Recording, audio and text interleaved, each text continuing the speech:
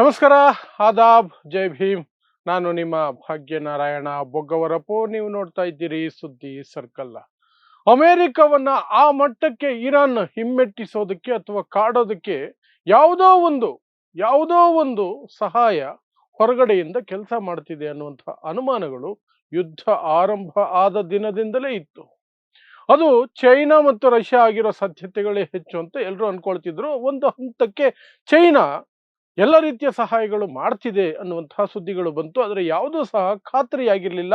ಆದರೆ ಈಗ ಸ್ವತಃ ಅಮೆರಿಕ ಹೇಳ್ತಾ ಇದೆ, ಇಸ್ರೇಲ್ ಹೇಳ್ತಾ ಇದೆ ಮತ್ತು ಅಮೆರಿಕದ ಮಾಧ್ಯಮಗಳು ಹೇಳ್ತಾ ಇದ್ದಾವೆ, ಚೀನಾ ಇರಾನ್ಗೆ ಎಲ್ಲ ರೀತಿಯ ಸಹಾಯವನ್ನು ಸಹ ಮಾಡಿದೆ. ಸಣ್ಣ ಪುಟ್ಟ ಸಹಾಯ ಅಲ್ಲ, ಅಮೆರಿಕವನ್ನ ಬಗ್ಗು ಬಡಿಯೋದಕ್ಕೆ ಏನೆಲ್ಲ ಬೇಕು ಅದನ್ನೆಲ್ಲ ಮಾಡಿದೆ. ಸೊ ಏನೆಲ್ಲ ಸಹಾಯ ಮಾಡಿದೆ ಚೀನಾ, ಇದು ಆರೋಪ ಮಾಡ್ತಿರುವಂತಹದ್ದು ಸ್ವತಃ ಅಮೆರಿಕ ಮಾಧ್ಯಮಗಳು. ಅಮೆರಿಕ, ಟ್ರಂಪ್ ಮತ್ತು ಇಸ್ರೇಲ್. ಊಹಾಪೋಹದ ಪ್ರಶ್ನೆ ಅಲ್ಲ. ಹಾಗಾದ್ರೆ ಏನು ಅವ್ರು ಮಾಡ್ತಿರುವಂತಹ ಆರೋಪಗಳು, ಅದಕ್ಕೆ ಚೀನಾ ಕೊಟ್ಟಂತಹ ಪ್ರತಿಕ್ರಿಯೆ ಏನು, ಆ ಪ್ರತಿಕ್ರಿಯೆಗೆ ಟ್ರಂಪ್ ಹಾಕಿದ ಬೆದರಿಕೆ ಬೇರೆ ಇದೆ. ಆ ಬೆದರಿಕೆಗೆ ಚೀನಾ ಏನ್ ಮಾಡ್ಕೊಳ್ತೀರಾ ಮಾಡ್ಕೊಳ್ಳಿ, ನಮ್ಮಿಷ್ಟ ಅನ್ನುವ ರೀತಿಯಲ್ಲಿ ಇನ್ನೊಂದು ಉತ್ತರವನ್ನ ಕೊಟ್ಟಿದೆ. ಅದನ್ನು ಸಹ ವಿವರಿಸುವಂತಹ ಪ್ರಯತ್ನವನ್ನ ಮಾಡ್ತೀನಿ. ಸೊ ಈಗ ನಿಮಗೆ ಗೊತ್ತಿದೆ, ಈ ಅಮೆರಿಕ ಮತ್ತು ಇರಾನ್ ನಡುವಿನ ಯುದ್ಧ ವಿರಾಮದಲ್ಲಿದೆ. ಅಮೆರಿಕ ಹೇಗಾದರೂ ಮಾಡಿ ಇನ್ನೊಂದು ಸುತ್ತಿನ ಶಾಂತಿ ಮಾತುಕತೆಗಳು ನಡೆಸ್ಕೊಳ್ಬೇಕು. ಆ ಮೂಲಕ ಯುದ್ಧವನ್ನು ಇಲ್ಲಿಗೆ ಮುಗಿಸ್ಕೊಳ್ಬೇಕು. ನಮ್ಮ ತಲೆಯನ್ನ ನಾವು ಸೇಫ್ ಮಾಡ್ಕೋಬೇಕು. ಅನ್ಯಾಯವಾಗಿ ನೆತನ್ಯಾಹು ಮಾತು ನಂಬಿಕೊಂಡು ಯುದ್ಧಕ್ಕೆ ಹೋಗಿದ್ದಾಯ್ತು, ಸರಿಯಾಗಿ ಬಿಟ್ಟು ಬಿದ್ದಿದ್ದಾಯ್ತು. ಹೇಗೋ ಪಾಕಿಸ್ತಾನದ ಮೂಲಕ, ಭಿಕಾರಿ ಪಾಕಿಸ್ತಾನದ ಮೂಲಕ ಒಂದು ಶಾಂತಿ ಮಾತುಕತೆಯನ್ನ ಅಂತ ಮಾಡ್ಕೊಂಡು, ಯುದ್ಧ ವಿರಾಮ ಅಂತ ಮಾಡ್ಕೊಂಡು, ಹೇಗೋ ಒಂಚೂರು ಸೈಡಲ್ಲಿ ಇದೀವಿ, ಇದನ್ನೇ ಕಂಟಿನ್ಯೂ ಮಾಡಿಬಿಡ್ಬೇಕು ಅಂತ ಹೇಳಿ ಮತ್ತೆ ಪಾಕಿಸ್ತಾನಕ್ಕೆ ದುಂಬಾಲು ಬಿದ್ದು ಪಾಕಿಸ್ತಾನದ ಮೂಲಕ ಎರಡನೇ ಸುತ್ತಿನ ಮಾತುಕತೆಗಳಿಗೆ ಪ್ರಯತ್ನ ಮಾಡ್ತಿದೆ. ಅದರ ಭಾಗವಾಗಿ ಪಾಕಿಸ್ತಾನದ ಸೇನಾ ಅಧ್ಯಕ್ಷ ಅಥವಾ ಸೇನಾ ಮುಖ್ಯಸ್ಥ ವಸೀಂ ಮುನೀರ್ ಇರಾನ್ ಪ್ರವಾಸದಲ್ಲಿದ್ದಾರೆ. ಅವರು ಮಾತುಕತೆಗಳು ನಡೆಸ್ತಿದ್ದಾರೆ. ಅಮೆರಿಕದ ಸಂದೇಶವನ್ನ ಹೊತ್ತು ವಸೀಂ ಮುನೀರ್ ಹೋಗಿದ್ದಾರೆ. ಇನ್ನೊಂದು ಕಾರಣಕ್ಕೂ ವಸೀಂ ಮುನೀರ್ ಹೋಗಿದ್ದಾರೆ, ಟ್ರಂಪ್ ಗುಲಾಮಗಿರಿ ಮಾಡೋದಕ್ಕೆ. ಟ್ರಂಪ್ ಏನೋ ಹೇಳಿ ಕಳಿಸಿದ್ದಾರೆ, ಏನಕ್ಕೆ ಅಂತ ಅದರ ಬಗ್ಗೆ ಇನ್ನೊಂದು ವಿಡಿಯೋದಲ್ಲಿ ಮಾತಾಡಿದ್ದೀನಿ. ಆ ವಿಡಿಯೋ ನೋಡಿ, ಅದು ತುಂಬಾ ಸ್ವಾರಸ್ಯಕರವಾಗಿದೆ. ಯಾಕೆ ಟ್ರಂಪ್ ವಸೀಂ ಮುನೀರ್ನ ಇರಾನ್ ಕಳಿಸಿರೋದು ಅಂತ, ಅದರ ಹಿಂದೆ ದೊಡ್ಡ ಷಡ್ಯಂತ್ರ, ದೊಡ್ಡ ಲೆಕ್ಕಾಚಾರ ಇದೆ. ಅದು ಇನ್ನೊಂದು ವಿಡಿಯೋದಲ್ಲಿದೆ. ಬಟ್ ಈ ವಿಡಿಯೋದಲ್ಲಿ ಇರಾನ್ ಅನ್ನುವಂತಹ ದೇಶ 2-3 ದಿನಗಳಲ್ಲೇ ಶರಣಾಗ್ಬಿಡುತ್ತೆ, ಕುಸಿದು ಹೋಗುತ್ತೆ. ಆಮೇಲೆ ನಾವು ಆರಾಮಾಗಿ ಅದನ್ನು ಆಕ್ರಮಿಸಿಕೊಂಡಂತೆ ಒಂದು ಕೈಗೊಂಬೆ ಸರ್ಕಾರ ಸ್ಥಾಪನೆ ಮಾಡಿ ಅಲ್ಲಿನ ಸಂಪತ್ತು, ಸಂಪನ್ಮೂಲ, ತೈಲ ಎಲ್ಲವನ್ನೂ ಸಹ ಲೂಟಿ ಮಾಡಬಹುದು ಅಂತ ಅಮೆರಿಕ ಲೆಕ್ಕಾಚಾರ ಹಾಕಿತ್ತು. ಈ ಕಡೆ ಇಸ್ರೇಲ್ ಲೆಕ್ಕಾಚಾರ ಹಾಕಿದ್ದೇನು ಅಂದ್ರೆ, ಇರಾನ್ ಅನ್ನ ಬಗ್ಗು ಬಡಿದು ಬಿಟ್ರೆ ನಮಗೆ ಯಾವ ಕಿರಿಕಿರಿನೂ ಇರಲ್ಲ, ಮಧ್ಯಪ್ರಾಚ್ಯದಲ್ಲಿ ನಾನೇ ಕಿಂಗ್, ನಾನೇ ಸೂಪರ್ ಪವರ್ ಅಂತ. ಬಟ್ ಅದು ಯಾವುದೂ ನಡೀಲಿಲ್ಲ. ಇರಾನ್ ದೇಶದ ಸರ್ವೋಚ್ಚ ನಾಯಕ ಮೊದಲನೇ ದಿನ ಮೊದಲನೇ ಗಂಟೆಯಲ್ಲೇ ಹತ ಆದರೂ ಸಹ ಇರಾನ್ ಬಗ್ಲಿಲ್ಲ. ಕಂಟಿನ್ಯೂಸ್ ಆಗಿ ಯುದ್ಧ ಮಾಡ್ತು, ಸರಿಯಾದ ಪೆಟ್ಟನ್ನು ಕೊಡ್ತು. ಇರಾನ್ಗೇನು ಸಣ್ಣ ಪೆಟ್ಟು ಬಿದ್ದಿಲ್ಲ, ಇರಾನ್ಗೂ ದೊಡ್ಡ ಮಟ್ಟದ ಪೆಟ್ಟೆ ಬಿದ್ದಿದೆ. ಬಟ್ ಅದು ತಿರುಗೇಟು ಸಹ ಅದೇ ತೀವ್ರತೆಯಲ್ಲಿ ಕೊಟ್ಟಿದೆ, ಅದೇ ಮಟ್ಟದಲ್ಲಿ ಕೊಟ್ಟಿದೆ. ಪ್ಲಸ್ ಜಗತ್ತಿನ ಒಂದು ರೀತಿ ಜೀವ ಅಂತ ಇರುವಂತಹ ಹೊರ್ಮುಜ್ ಸ್ಟ್ರೈಟ್ ಅನ್ನು ಬ್ಲಾಕ್ ಮಾಡ್ಕೊಂಡು ಕೂತಿದೆ.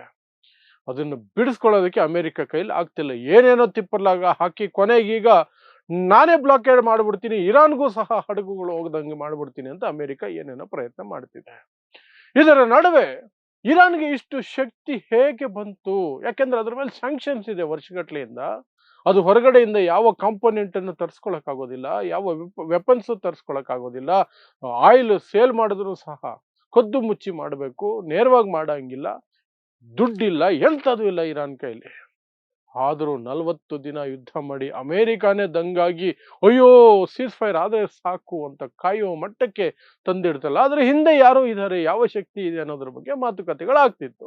ಆಗ ಎಲ್ಲರೂ ಹೇಳ್ತಿದ್ದು ರಷ್ಯಾ ಮತ್ತು ಚೈನಾ ಗ್ಯಾರಂಟಿ ಹೆಲ್ಪ್ ಮಾಡ್ತಿರ್ತಾರೆ, ಮುಲಾಜೆ ಇಲ್ಲ ಹೆಲ್ಪ್ ಮಾಡ್ತಿರ್ತಾರೆ ಅಂತ. ಬಟ್ ಯಾವುದೇ ಖಾತ್ರಿ ಇರಲಿಲ್ಲ, ಹೌದಾ ನಿಜನಾ ಹೇಗೆ ಎತ್ತ ಅಂತ. ಹೇಳ್ತಿದ್ದು ಚೀನಾ ಸ್ಯಾಟಲೈಟ್ಗಳನ್ನು ಕೊಟ್ಟಿರುತ್ತೆ, ಸ್ಯಾಟಲೈಟ್ ಇನ್ಫಾರ್ಮೇಶನ್ ಕೊಟ್ಟಿರುತ್ತೆ, ಇಮೇಜ್ಗಳನ್ನು ಕೊಟ್ಟಿರುತ್ತೆ, ಆ ಕಾರಣಕ್ಕೆ ಏನೇನೋ ಆಗಿರುತ್ತೆ ಅಂತ. ಬಟ್ ಈಗ ನೇರವಾದಂತಹ ಆರೋಪಗಳು ಬರ್ತಿದ್ದಾವೆ. ಕನ್ಫರ್ಮ್ ಆಗಿ ಅಮೆರಿಕದವರು ಹೇಳ್ತಿದ್ದಾರೆ, ಎಸ್ ಚೈನಾದವರು ಸಪೋರ್ಟ್ ಮಾಡಿದ್ರು. ಯಾವೆಲ್ಲ ರೀತಿಯಲ್ಲಿ ಮಾಡಿದ್ರು? ಮೊದಲಿಗೆ ಸ್ಯಾಟಲೈಟ್ಗಳ ಬಗ್ಗೆ ಮಾಡಿದ್ರು. ಏನೇನು ಮಾಡಿದ್ರು ಅಂತ ಆಮೇಲೆ ಹೇಳ್ತೀನಿ. ಆ ನಂತರ ಶಸ್ತ್ರಾಸ್ತ್ರಗಳನ್ನು ಕೊಟ್ಟರು ಅವ್ರಿಗೆ, ಸಿಕ್ಕಾಪಟ್ಟೆ ಶಸ್ತ್ರಾಸ್ತ್ರಗಳನ್ನು ಕೊಟ್ಟರು. ಕೆಮಿಕಲ್ಸ್ ಅನ್ನ ಕೊಟ್ಟಿದ್ದಾರೆ. ಆ ಕೆಮಿಕಲ್ಸ್ ಅನ್ನ ಇರಾನ್ ಯಾವುದಕ್ಕೆ ಯೂಸ್ ಮಾಡುತ್ತೆ ಆಮೇಲೆ ಹೇಳ್ತೀನಿ. ಆ ನಂತರ ಮುಖ್ಯವಾದಂತಹ ಒಂದು ಶೋಲ್ಡರ್ ಮಿಸೈಲ್ಗಳನ್ನ, ವೆಪನ್ಗಳನ್ನು ಸಹ ಕೊಟ್ಟಿದೆ ಅಂತ. ಸೊ ಏನಿದು ವಿವರವಾಗಿ ನೋಡೋದಾದ್ರೆ, ಸ್ಯಾಟಲೈಟ್, ಸ್ಪೈ ಸ್ಯಾಟಲೈಟ್, ಗುಪ್ತಚರ ಇದಕ್ಕಾಗಿ ಚೈನಾ ಹಾರಿಸಿರುವಂತಹ ಉಪಗ್ರಹ ಇದೆಯಲ್ಲ, ಅದರ ಕಂಪ್ಲೀಟ್ ಆಕ್ಸೆಸ್ ಅನ್ನ ಇರಾನ್ಗೆ ಕೊಟ್ಟುಬಿಟ್ಟಿದೆ ಚೈನಾ. ಬರೀ ಇನ್ಫಾರ್ಮೇಶನ್ ಪಾಸ್ ಮಾಡಿಲ್ಲ, ಚೈನಾ ಕಂಟ್ರೋಲ್ ಮಾಡಿಕೊಂಡು ಆ ಸ್ಯಾಟಲೈಟ್ ಮೂಲಕ ಬರುವಂತಹ ಮಾಹಿತಿಯನ್ನ ಇರಾನ್ ಕೊಟ್ಟಿಲ್ಲ, ಇರಾನ್ಗೆ ಕಂಪ್ಲೀಟ್ ಸ್ಯಾಟಲೈಟ್ ಅನ್ನ ಕೊಟ್ಟುಬಿಟ್ಟಿದೆ. ನಿಮ್ದೇ ಅನ್ನೋ ತರ ಯೂಸ್ ಮಾಡ್ಕೊಳ್ಳಿ, ಎಲ್ಲ ಆಕ್ಸೆಸ್ ಕೊಟ್ಟುಬಿಟ್ಟಿದೀವಿ ಅಂತ. ಅದನ್ನ ಬಳಸ್ಕೊಂಡು ಅಮೆರಿಕದ ಸೇನಾ ನೆಲೆಗಳಲ್ಲಿ ಏನಿದಾವೆ, ಏನಿಲ್ಲ, ಎಲ್ಲೆಲ್ಲಿದೆ, ಯಾರ್ಯಾರಿದ್ದಾರೆ, ಎಲ್ಲ ಕಂಪ್ಲೀಟ್ ಡೀಟೇಲ್ಸ್ ಅನ್ನ ಪಡ್ಕೊಂಡಂತಹ ಇರಾನ್ ನಿಖರವಾಗಿ ಸೌದಿ ಅರೇಬಿಯಾದಿಂದ ಹಿಡಿದು ಅರಬ್ ರಾಷ್ಟ್ರಗಳಲ್ಲಿ ಒಂದೊಂದನ್ನು ಹುಡುಕಿ ಹೊಡೆದಿದೆ. ಆ ಮೂಲಕ ಅರಬ್ ರಾಷ್ಟ್ರಗಳಲ್ಲಿದ್ದಂತಹ ಆಲ್ಮೋಸ್ಟ್ ಎಲ್ಲ ಏರ್ ಬೇಸ್ಗಳು, US ಬೇಸ್ಗಳು, ಆರ್ಮಿ ಬೇಸ್ಗಳು ಅಮೆರಿಕದು ಧ್ವಂಸ ಮಾಡೋದ್ರಲ್ಲಿ ಸಫಲ ಆಯಿತು. ಅದರಲ್ಲೂ ಮುಖ್ಯವಾಗಿ E-3 ಅವ್ಯಾಕ್ ಅನ್ನುವಂತಹ ವಿಮಾನಗಳನ್ನು ಹೊಡೆದು ಉಳಿಸ್ತಲ್ಲ, ಅದು ಎಲ್ಲಿ, ಪ್ರಿನ್ಸ್ ಸುಲ್ತಾನ್ ಏರ್ ಬೇಸ್ ಅಲ್ಲಿ. That was the major set back for America. ದೊಡ್ಡ ಹಿನ್ನಡೆ ಅಮೆರಿಕಾಗದು. ದುಡ್ಡು ಹೋಯ್ತು, ಮಾನ ಮರ್ಯಾದೆ ಹೋಯ್ತು, ಎಲ್ಲ ಹೋಯ್ತು ಅಮೆರಿಕಾಗೆ. ಅಂದ್ರೆ ಅಮೆರಿಕಾನು ಸಹ ಹೊಡೆದು ಬೀಳಿಸಬಹುದು ಅನ್ನುವಂತಹ ಸಂದೇಶವನ್ನ ಇರಾನ್ ಈ ಪ್ರಿನ್ಸ್ ಸುಲ್ತಾನ್ ಏರ್ ಬೇಸ್ ಮೇಲೆ ದಾಳಿ ಮಾಡುವ ಮೂಲಕ ಅಲ್ಲಿದ್ದಂತಹ E-3 ಅವ್ಯಾಕ್ ಅನ್ನುವಂತಹ ಯುದ್ಧ ವಿಮಾನಗಳನ್ನ ಧ್ವಂಸ ಮಾಡೋದ್ರಲ್ಲಿ ತೋರಿಸ್ತು. ಅಷ್ಟು ಮಾತ್ರ ಅಲ್ಲ, KC-135 ರಿಫ್ಯೂಲಿಂಗ್ ಪ್ಲೇನ್ಗಳನ್ನು ಸಹ ಹೊಡೆದುರುಳಿಸ್ತು ಇರಾನ್. ಅಷ್ಟೆಲ್ಲ ಸಾಧ್ಯ ಆಗಿದ್ದು ಸ್ಪೈ ಸ್ಯಾಟಲೈಟ್ ಮೂಲಕ ಮಾತ್ರನೇ. ಸ್ಪೈ ಸ್ಯಾಟಲೈಟ್ ಕೊಟ್ಟಂತಹ ಇನ್ಫಾರ್ಮೇಶನ್, ನಾನು ಹೇಳ್ದಂಗೆ ಆ ಇನ್ಫಾರ್ಮೇಶನ್ ಅನ್ನ ಚೈನಾ ತಾನು ತಗೊಂಡು ತನ್ನ ಸ್ಯಾಟಲೈಟ್ ಇಂದ ಇರಾನ್ ಕೊಟ್ಟಿಲ್ಲ, ಇರಾನ್ಗೆ ಆಕ್ಸೆಸ್ ಕೊಟ್ಟುಬಿಟ್ಟಿದೆ ಸ್ಯಾಟಲೈಟ್ ಅಲ್ಲಿ. ಆ ಮೂಲಕ ಅಲ್ಲಿ ದಾಳಿ ಮಾಡೋದಕ್ಕೆ ಇರಾನ್ಗೆ ನಿಖರವಾದ ಮಾಹಿತಿ ಬಂತು. ಮಿಸೈಲ್ಗಳು ವೇಸ್ಟೇ ಮಾಡಬೇಕಾಗಿಲ್ಲ, ಡ್ರೋನ್ಗಳು ವೇಸ್ಟೇ ಮಾಡಬೇಕಾಗಿಲ್ಲ, ಎಕ್ಸಾಕ್ಟ್ ಇನ್ಫಾರ್ಮೇಶನ್ ಇಂತಿಂಥದ್ದು ಜಾಗದಲ್ಲಿ ಇದೆ ಅಂತ ಇರಾನ್ ಯೂಸ್ ಮಾಡ್ಕೊಳ್ತು, ಹೊಡಿತು. ಇನ್ನು ನೆಕ್ಸ್ಟ್ ಏರ್ ಡಿಫೆನ್ಸ್ ಮತ್ತು ಶಸ್ತ್ರಾಸ್ತ್ರಗಳನ್ನ ಕೊಟ್ಟಿದ್ದು. ಏರ್ ಡಿಫೆನ್ಸ್ ಹೇಗೆ ಅಮೆರಿಕದ ದೊಡ್ಡ ದೊಡ್ಡ ಯುದ್ಧ ವಿಮಾನಗಳನ್ನ ಇರಾನ್ ಹೊಡೆದು ಉಳಿಸ್ತಾ ಇದೆ, ಸಾಧ್ಯ ಹೀಗಿದೆ? ಅದಕ್ಕೆ ಯಾಕಂದ್ರೆ ಅದ್ರ ಹತ್ರ ಏರ್ ಡಿಫೆನ್ಸ್ ಇಲ್ಲ ಅಂತ. ಒಟ್ಟಲ್ಲ, ಚೈನಾ ತನ್ನ ಏರ್ ಡಿಫೆನ್ಸ್ ಅನ್ನ ಖುದ್ದು ಮುಚ್ಚಿ ಅಲ್ಲಿಗೆ ಶಿಫ್ಟ್ ಮಾಡಿಬಿಟ್ಟಿದೆ, ಇರಾನ್ ಕೊಟ್ಟಿದೆ, ಇರಾನ್ ಬಳಸ್ತಾ ಇದೆ. ಅಮೆರಿಕದ ಪ್ಲೇನ್ಗಳನ್ನ ಆಕಾಶದಲ್ಲಿ ಹೊಡೆದು ಉಳಿಸೋದಕ್ಕೆ ಅದು ಸಹಾಯ ಮಾಡಿದೆ. ಅದರ ಜೊತೆಗೆ ಸಾಕಷ್ಟು ಹಡಗಿನ, ಏನೋ ತೈಲದ ಹಡಗಿನ ನೆಪದಲ್ಲೋ ಇನ್ಯಾವುದೋ ಹಡಗಿನ ನೆಪದಲ್ಲಿ ಪ್ರಾಕ್ಸಿ ಹಡಗುಗಳನ್ನು ಬಳಸ್ಕೊಂಡು ದೊಡ್ಡ ಮಟ್ಟದಲ್ಲಿ ಶಸ್ತ್ರಾಸ್ತ್ರಗಳನ್ನು ಸಹ ಚೈನಾ ಇರಾನ್ಗೆ ತಲುಪಿಸಿದೆ ಅಂತ ಅಮೆರಿಕನೇ ಹೇಳ್ಕೊಳ್ತಾ ಇದೆ, ಟ್ರಂಪ್ ಹೇಳ್ಕೊಳ್ತಿದ್ದಾರೆ, ಅಮೆರಿಕದ ಮಾಧ್ಯಮಗಳು ಹೇಳ್ತಾ ಇದೆ, ಇಸ್ರೇಲ್ ಹೇಳ್ತಾ ಇದೆ ಚೈನಾ ಇಷ್ಟೆಲ್ಲ ಮಾಡಿದೆ ಅಂತ. ಅದರಲ್ಲಿ ಮುಖ್ಯವಾದಂತಹದ್ದು ಶೋಲ್ಡರ್ ಮಿಸೈಲ್ಸ್ ಅನ್ನುವಂಥದ್ದು, ಹೆಗಲ ಮೇಲೆ ಇಟ್ಕೊಂಡು ಲಾಂಚ್ ಮಾಡುವಂತಹ ಲಾಂಚರ್ಗಳು.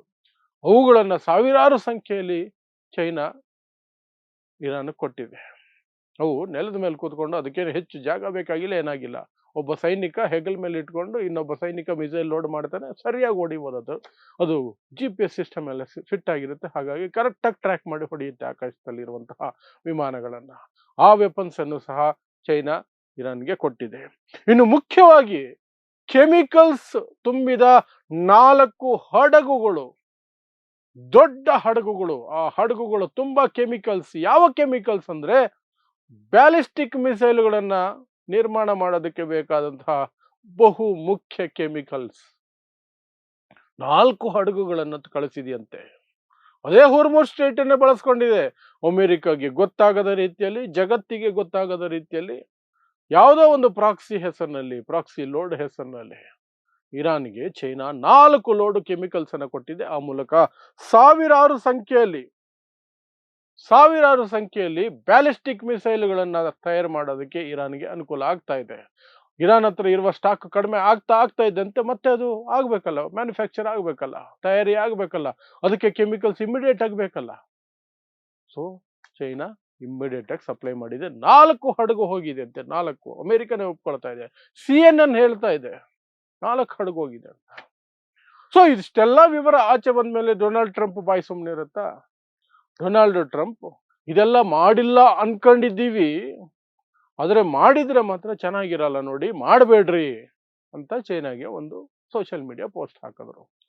ಸೊ ಸೌಮ್ಯವಾದ ಪೋಸ್ಟಿಗೆ ಮಾಡಿಲ್ಲ ಅನ್ಕೊಂಡಿದ್ದೀವಿ ಮಾಡಬೇಡ್ರಿ ಅಂದಿದ್ದಕ್ಕೆ ಚೈನಾ ಏನು ಹೇಳ್ತು, ನಾವು ಯಾವುದು ಕೊಟ್ಟಿಲ್ಲ, ಇರಾನ್ಗೆ ನಾವು ಯಾವ ಸಹಾಯನೂ ಮಾಡಿಲ್ಲ ಅಂತ ಹೇಳ್ಕೊಳ್ತು.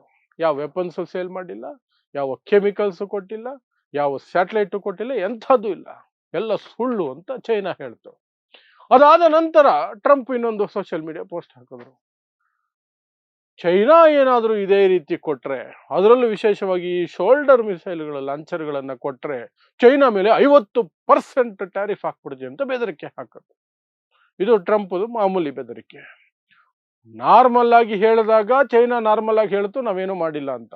ಯಾವಾಗ ಟ್ರಂಪ್ 50% ಹಾಕ್ಬಿಡ್ತೀವಿ ಹುಷಾರ್ ಅಂತ ಎಚ್ಚರಿಕೆಯ ಪೋಸ್ಟ್ ಹಾಕಿದ್ರು, ಚೈನಾ ಸಹ ಅದೇ ಭಾಷೆಯಲ್ಲಿ ಉತ್ತರ ಕೊಟ್ಟಿದೆ. ಚೈನಾ ಹೇಳಿದೆ, ನಮ್ಮ ಮಿಸೈಲು ನಮ್ಮಿಷ್ಟ, ನಾವು ಯಾರಿಗೆ ಬೇಕಾದ್ರೂ ಕೊಡ್ತೀವಿ, ನೀನ್ ಯಾವನ್ ಕೇಳೋದಕ್ಕೆ, ಹಿಂಗೆ ಉತ್ತರ ಕೊಟ್ಟಿದೆ. ಚೈನಾ ಫಾರಿನ್ ಮಿನಿಸ್ಟ್ರಿ ಕಡೆಯಿಂದ ಪೋಸ್ಟ್ಗೆ ಉತ್ತರ ಬಂದಿದೆ. ನಮ್ಮ ದೇಶ, ನಮ್ಮ ವೆಪನ್ಸು, ನಮ್ಮ ಕೆಮಿಕಲ್ಸು ನಾವು ಯಾರಿಗೆ ಬೇಕಾದ್ರೂ ಕೊಡ್ತೀವಿ, ಯಾರ ಅಪ್ಪನ ಅಪ್ಪಣೆನೂ ಬೇಕಾಗಿಲ್ಲ ನಮಗೆ ಅಂತ ಆ ರೀತಿಯಲ್ಲಿ ಹಾಕಿದೆ. ಸೊ ಈಗ ಇನ್ನೊಂದು 2 ವಾರದಲ್ಲೇನೋ ಟ್ರಂಪ್ ಚೈನಾ ಹೋಗ್ತಿದ್ದಾರೆ.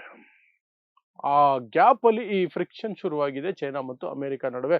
ಸೊ ಅವರಿಬ್ಬರ ಭೇಟಿಯು ಸಹ ಜಿ ಜಿನ್ಪಿಂಗ್ ಮತ್ತು ಈ ಡೊನಾಲ್ಡ್ ಟ್ರಂಪ್ ಇವರಿಬ್ಬರ ಭೇಟಿಯಲ್ಲೂ ಸಹ ತುಂಬಾ ಗರಂ ಆಗಿರುತ್ತೆ. ಸೊ ಅದು ಬೇರೆ ವಿಚಾರ. ಬಟ್ ಸದ್ಯಕ್ಕಂತೂ ಈಗ ನಾವು ಕನ್ಫರ್ಮ್ ಮಾಡ್ಕೊಳ್ತಿರೋದೇನು ಅಂದ್ರೆ ಇರಾನ್ಗೆ ಬ್ಯಾಕ್ ಸಪೋರ್ಟ್ ಆಗಿ ಚೈನಾ ದೊಡ್ಡ ಮಟ್ಟದಲ್ಲಿ ಹೆಲ್ಪ್ ಮಾಡಿದೆ. ಇನ್ನು ರಷ್ಯಾ ಯಾವ ಮಟ್ಟದಲ್ಲಿ ಹೆಲ್ಪ್ ಮಾಡಿದೆ ಗೊತ್ತಿಲ್ಲ, ಅದು ಸಹ ಕೆಲವೇ ದಿನಗಳಲ್ಲಿ ಹೊರಗಡೆ ಖಂಡಿತ ಬರುತ್ತೆ.